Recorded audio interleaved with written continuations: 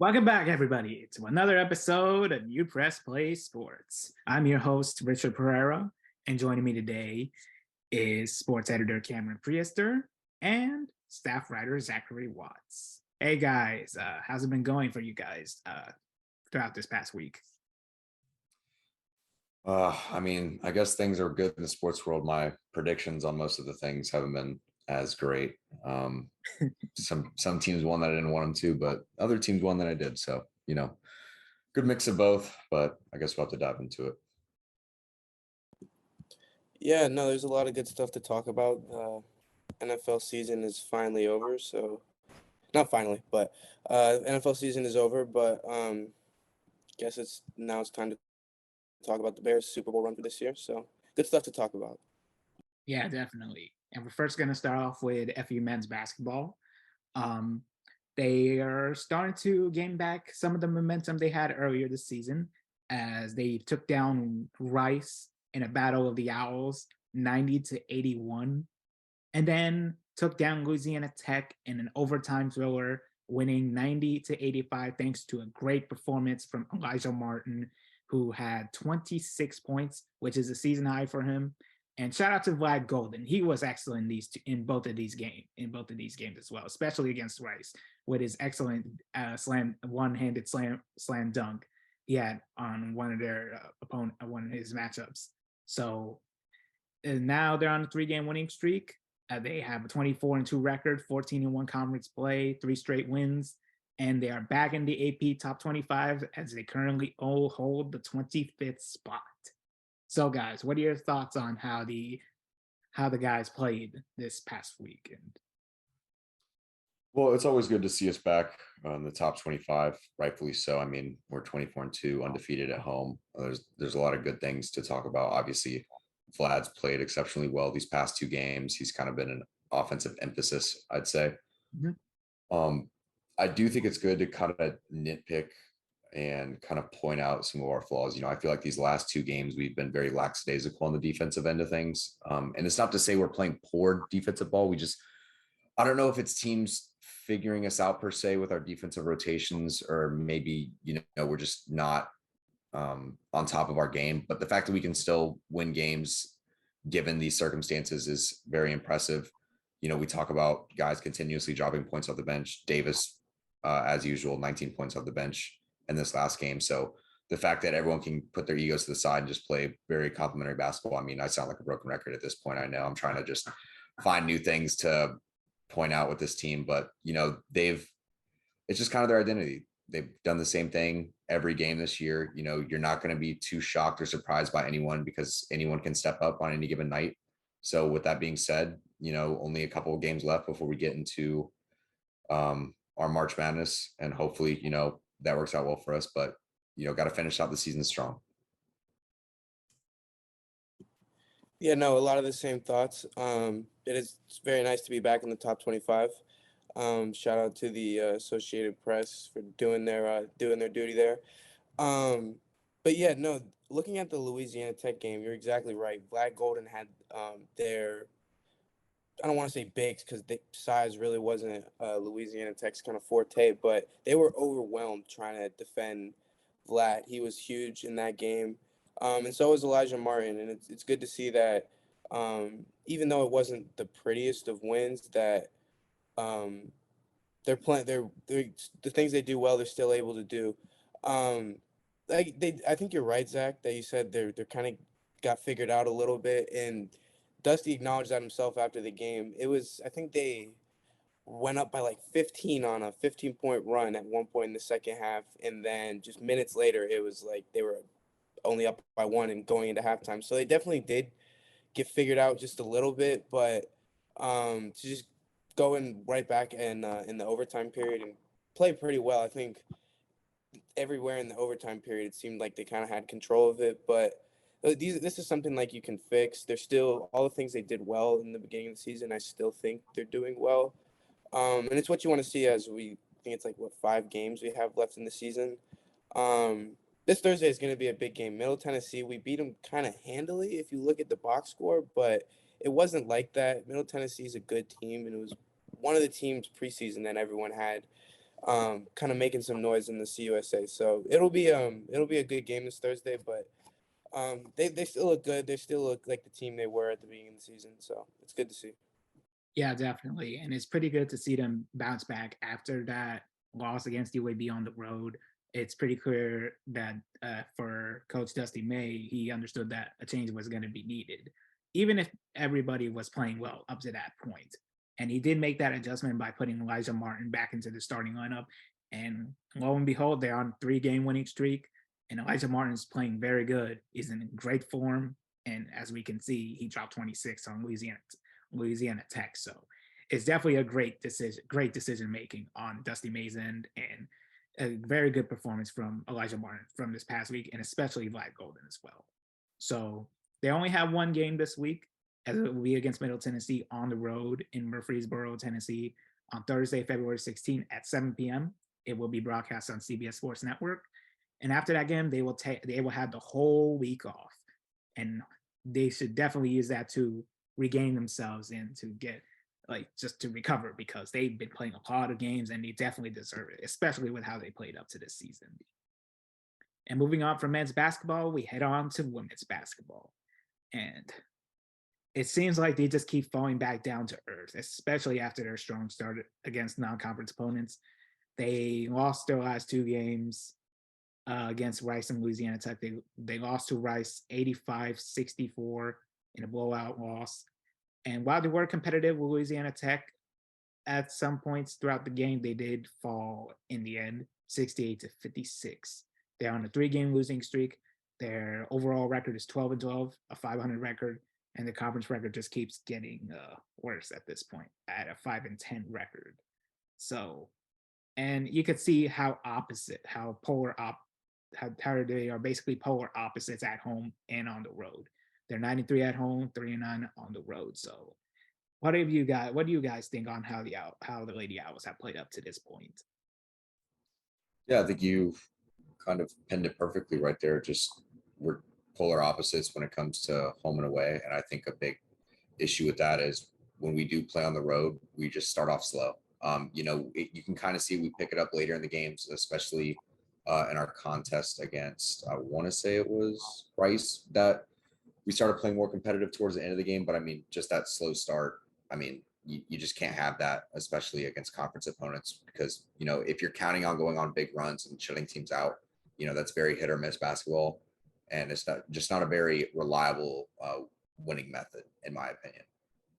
There are some good things to call, like Jenna Rosentail surpassed 500 boards. I believe she's 10th all time in for Lady Owls in career rebounds.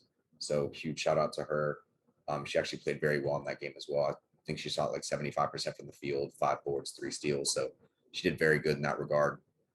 Kind of the same issue though, when you look at the Louisiana Tech loss, very slow start in the beginning. And then, we were able to trade baskets with them back and forth later half. They do have some success comparable to the men's team in terms of bench points. They do very well with our rotations and our bench depth. But, I feel like it all rallies back around to just offensive efficiency and being able to come out the gates hot. You got to put the pressure on the opposing team. You got to kind of take the battle of them. And I just feel like we haven't been doing that as of late. We're kind of just playing very timid basketball up to this point. Yeah, I think you guys kind of hit the nail on the head in the sense that this team, like everything that they do is just so like hot or cold. Then you need some sort of consistency in some area of the team. Like you look at the season where they kind of like started off so hot, and now as of late, not so much. Like it seems like one game they're doing everything right, then the next night they're not. One quarter they're doing everything right, the next thing they're not. Looking at Louisiana Tech, they went down pretty big in the first quarter, I want to say.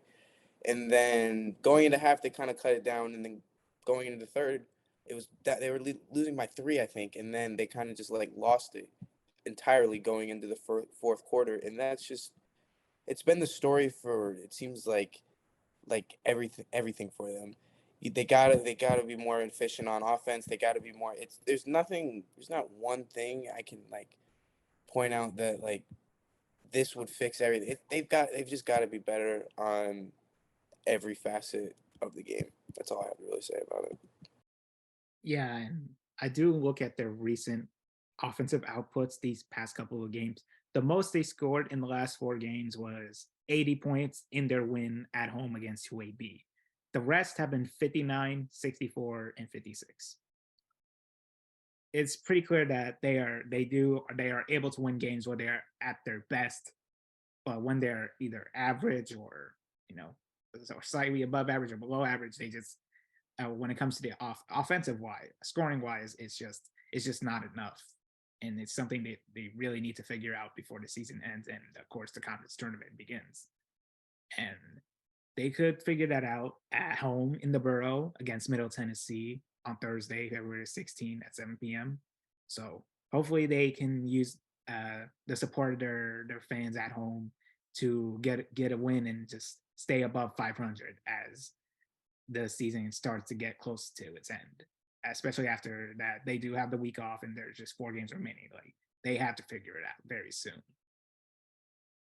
And moving on, we have FAU Baseball at last.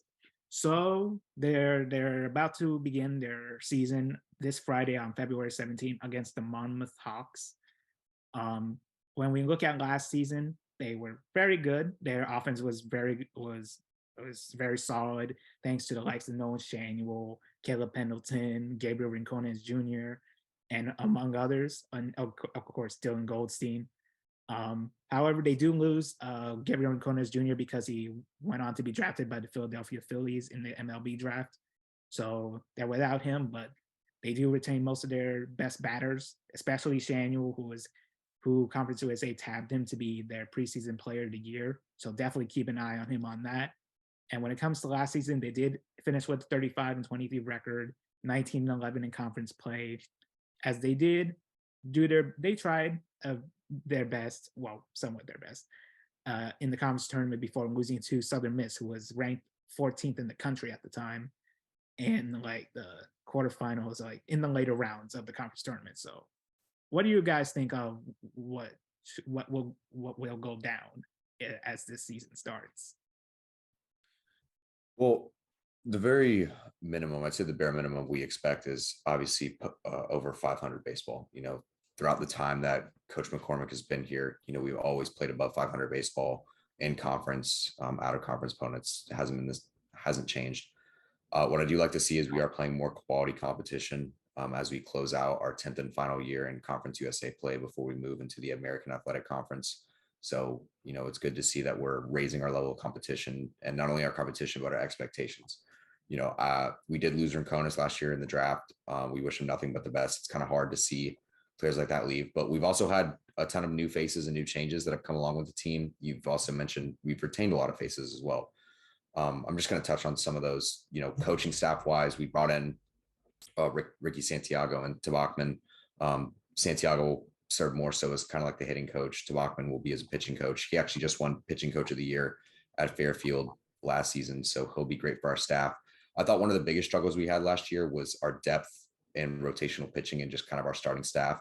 But I'm not really as concerned with that this year. Hunter Cooley, we returned him. He was our ace last year. He's going to be very phenomenal helping this staff out. I can say a ton of things about Del Prado, even new guys like Oborn, who was tabbed as freshman of the year in Conference USA. There's a ton of things to be excited about. We did extremely well in the transfer portal as well, excuse me. And, I'll try not to speak too in-depthly without taking all the top talking points for you guys. But the last thing I will add, I'm very excited about just the maturity of our team. Coach McCormick talked about it at Media Day. He talked about how most of these guys hadn't had a year of Division I baseball experience in years past. And now that they've had a full season playing Division I baseball, they know how much effort they need to put in. They know how difficult it can be. They know the grind of the schedule. There's a lot to look forward to. And I'm very excited to be able to cover this team this season. And I have very high expectations, just like they have for themselves. Yeah.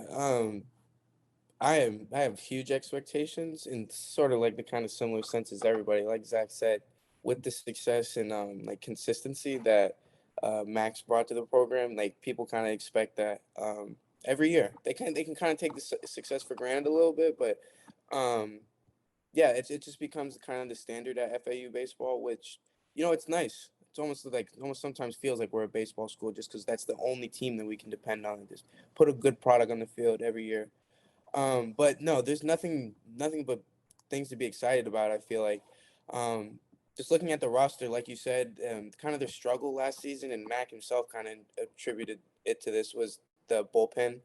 Um, but there hasn't been like too much, I'd say, like roster turnover in the bullpen, and you can't exactly take like a huge, um, like approach change, like looking at a bat by bat approach, like between the seasons. So like Zach said, it's like the maturity is what really is eye popping and like change about that group. Most of the names were not only guys that were on the roster last year, but had threw a lot of valuable innings and were someone that like the team kind of leaned on. They really liked to change pitcher. They weren't like he wasn't afraid to change pitches last year. I can't think of the game off the top of my head, but it was like something like 11 or 12 pitchers through in that game. It was crazy. They're not afraid to.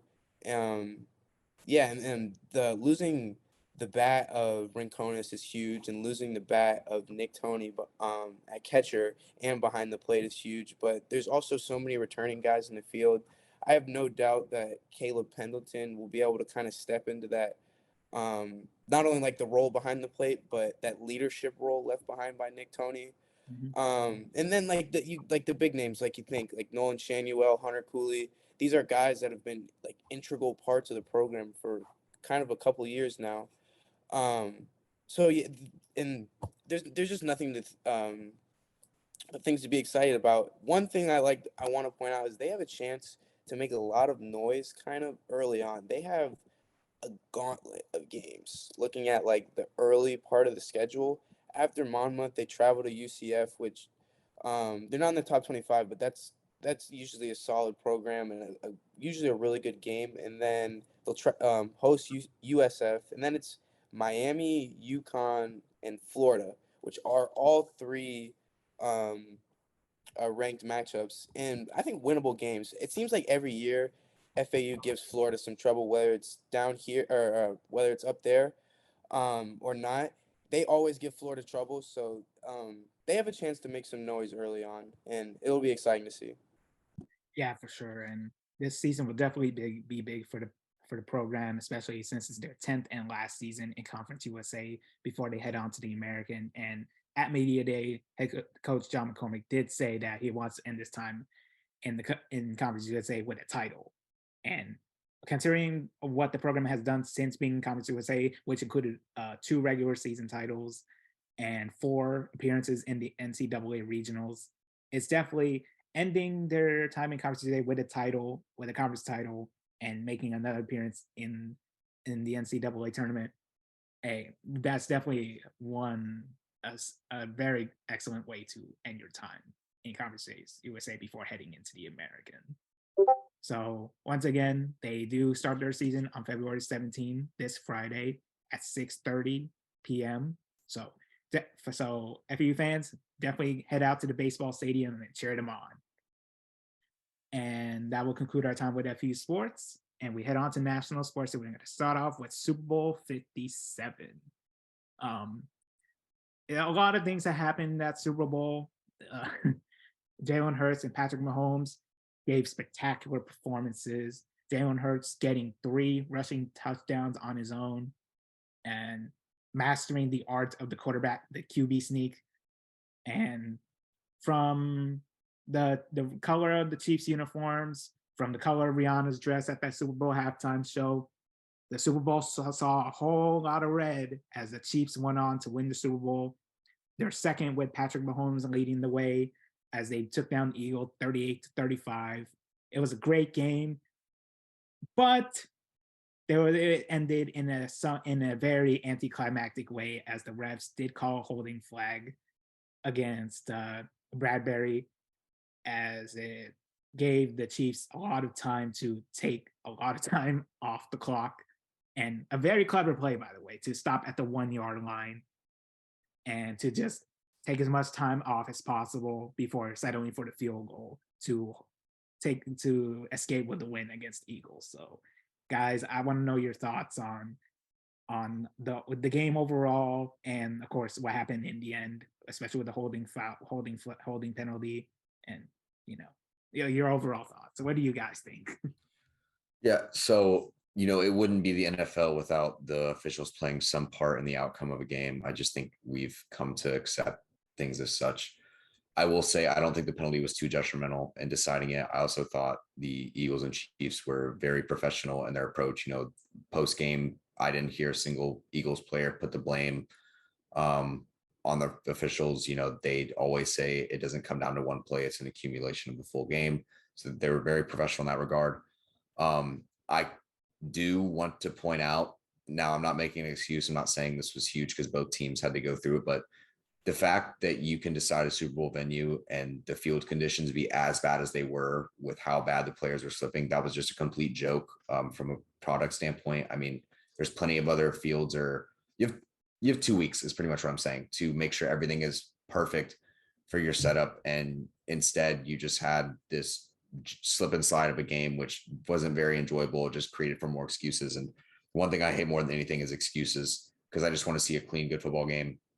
And speaking on the game itself, Jalen Hurts has completely, and if he hasn't for anyone else, he has 100% to me, and he had already done this prior, but completely erased any doubts I had in my mind about him being a franchise quarterback. That man did everything possible for his team. I think he's like the third player in history to have like 4 total touchdowns and 350 plus total yards as a player. So that was unbelievable performance by him. I felt like the defense kind of let them down in the end there. It just felt like the Chiefs had an answer for everything the Eagles were doing in kind of their man-to-man approach.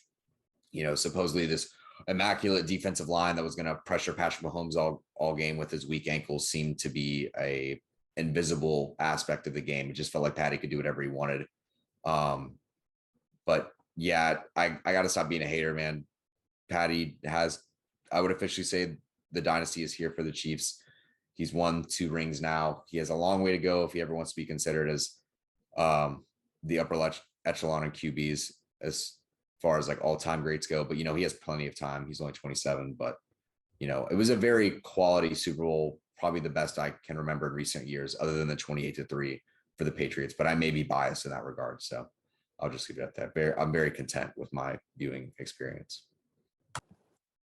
I'm gonna like do things backwards and start with the penalty. I have the same feelings as when we talked about the conference championships. No play in the history of football has ever been decided by one play, or no game in the history of football ever. And the Super Bowl wasn't the first.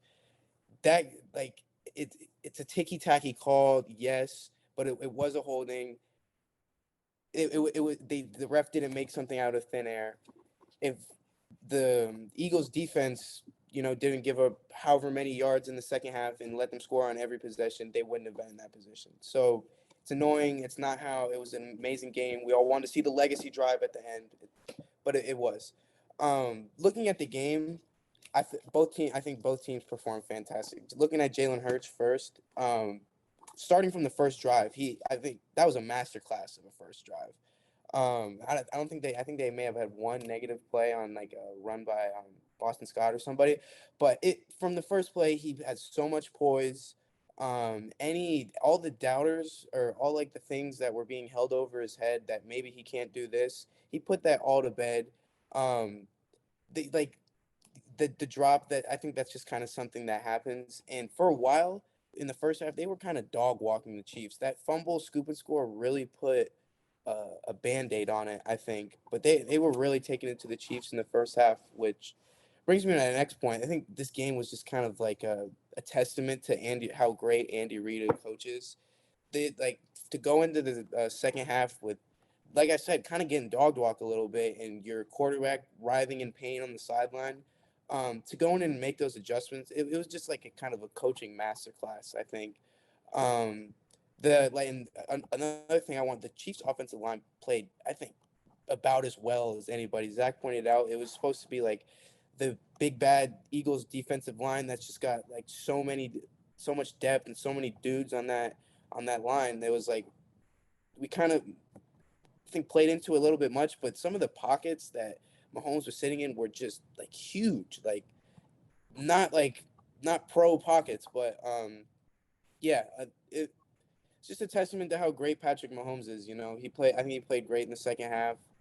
Um, it's what like dynasties like this does, and like now I think it's kind of safe to like we were talking about it last week. It's safe to like call Mahomes like the greatest. I know I think it's a little bit safer now. Game doesn't change much even if he did lose, but it's amazing to see one of the greats in action.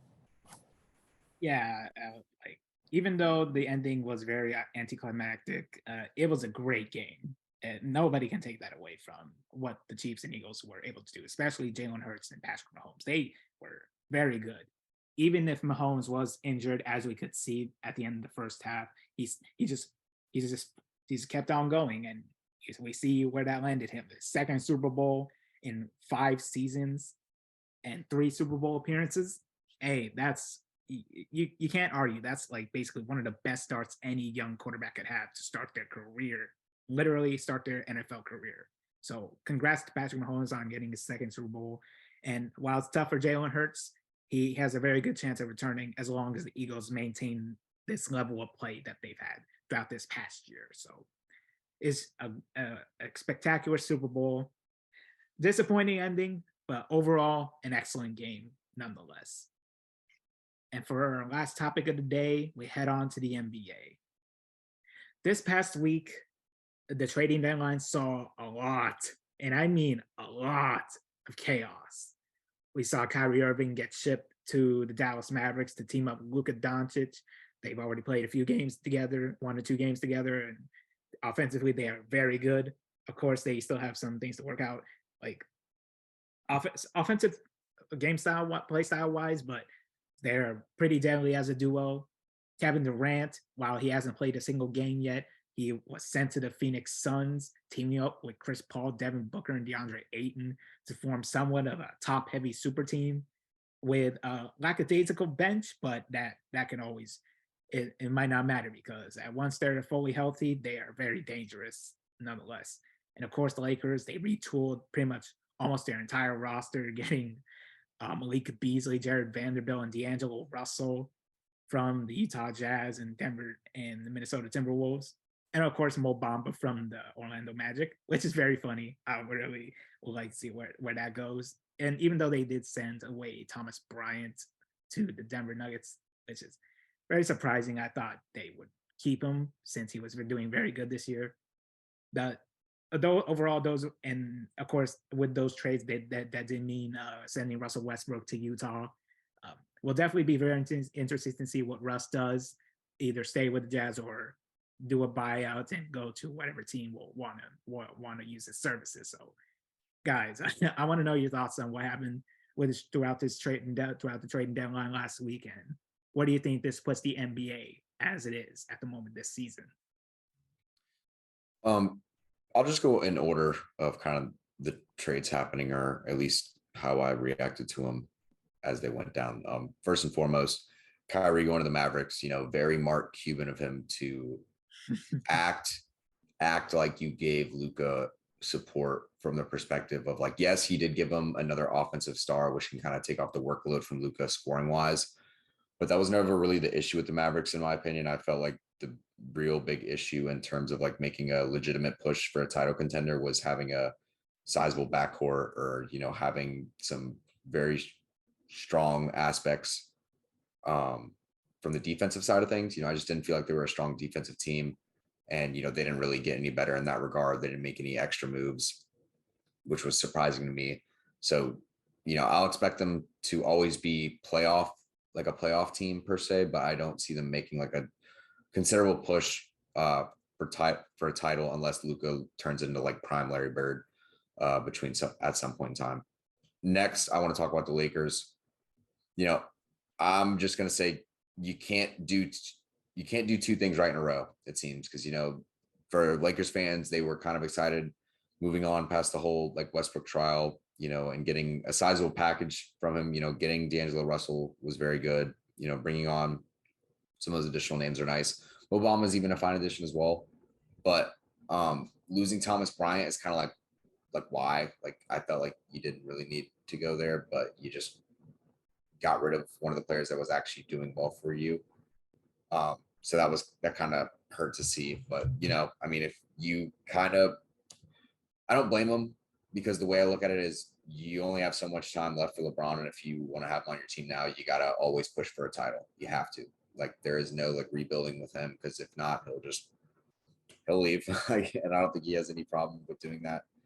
And speaking of that, another guy that loves to ring chase, Kevin Durant, who I'm a fan of him. I've forgiven him for his whole Golden State era debauchery, but it's weird because when he was on the Nets, I viewed them as like a really big threat and an issue, but like I feel like I don't have as big of a reaction of him joining the Suns. Like the Suns should be like a very aggressive, like dominant team heading into the playoffs out of the Western Conference, but I'm just like not really enthralled with all that they have. I don't know why. Maybe it's just because like I need to just see them put it together, but I just feel like the Suns are the most fraudulent team I've ever seen.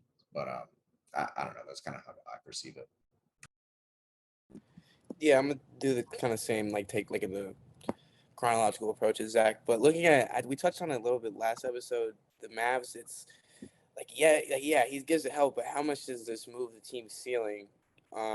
It raises their floor for sure, but who like Luka and Kyrie can't do everything. You got to have defense, and eventually, like we said, Kyrie could potentially move on at the end of the season, and you're kind of trading some valuable future assets on for him. So it's very high risk, high reward, I guess. But I'm not sure how I feel too much about that one. Looking at Kevin Durant and the Suns, I completely think it's the right kind of move for. I don't want to say right move for the Suns, but I understand it. CP3 is like not getting any younger. Devin Booker is kind of like in his prime right now, and the West is about as wide open as it's ever gonna be. So I understand like the reasoning behind it. Like Zach said, I don't. I still even then though I don't know how I feel like if that maybe I guess yes it raises their ceiling like a lot with like one of the greatest scorers ever on their team, but um I I it doesn't make me want to put that much more stock in them. And my other thought is that if the West is as wide open now as ever, this doesn't work. Like if it doesn't work out now, is it ever? And like you said, the depth just isn't there. So I'm not sure. It's definitely like a chips all in the middle of the table kind of move, and it makes them one of the contenders. But as far as like me buying into that, not yet. Yeah, it's definitely a wait and see approach when it comes to the Phoenix Suns. They are definitely top heavy when they're at full strength, but their bench is leaving a lot to be desired. So their best is definitely making the NBA Finals. But my expectation is that they don't make it somehow, some way. And I'm pretty sure we can think of a few reasons why it would happen. We don't have to list them now, but we can definitely think of that. Besides their bench, which is, even though they did add Terrence Ross from the buyout market, it's not, we don't know how effective that would be. But of course, it's definitely just wait and see. And of course, Kyrie Irving, we talked about it last week. It's definitely like giving more help to Luka Doncic. But of course, this is like, as far as we know, this is a short-term thing because Kyrie's on an expiring contract. He could definitely leave in free agency. He could go anywhere he wants. And it's just up to the Mavericks to figure out what they can do to keep him there. But at the moment, they are very vulnerable at the defensive end. And while they can always lean on Luka and Kyrie to do their offensive performances game in and game out, they're just very vulnerable and not likely to make a deep run with the roster that they have at the moment in the playoffs. Like they're definitely a good dark horse. I don't think they'll go that far. At best, they'll be a second round exit, as far as I know. And for the Lakers, great trading, great trades. Unfortunately, lose Thomas Bryant, but overall, definitely a very, very good showing from them to fix the roster, which is very inconsistent, especially in the shooting department. And they definitely improved in that aspect. And while they wait for LeBron to recover, they did get a win against Golden State with these guys making their debuts. And even though they didn't lose last night against Damian Lillard and the Portland Trail Blazers, they definitely have a lot going for them as the season winds down. So once they get LeBron back, I'm pretty sure they'll be in the mix for a low the sixth spot in the playoffs, or they reach the play-in first and then make the postseason in the end. So overall, great trades. The Miami Heat surprisingly did not make any trades, which is very shocking. I thought they would have needed some. But it doesn't matter to me because the Boston Celtics got Mike Muscala from the OKC Thunder, and he's working wonders with his 3-point shooting. So I'm at peace. Pat Riley fell asleep. That's why the Heat didn't make any trades. Yes. Reportedly. Yeah, reportedly. He was sleep during one of the most important deadlines of the entire NBA calendar, but just happened to be asleep. Making fun of that is like my way of coping with like the Bulls. Like, I guess they must have been sleeping too, because I'm not understand like why you don't just like blow it up there. Like, you can't, like, Zach LaVine just obviously doesn't want to play there anymore. Like, he's like trading like shots with reporters about like Billy Donovan. So I just blow it up there. I don't get it. Yeah. But yeah, at the end of the day, great trades all around, and we'll see what the benefits or flaws these trades will expose to each of the teams involved.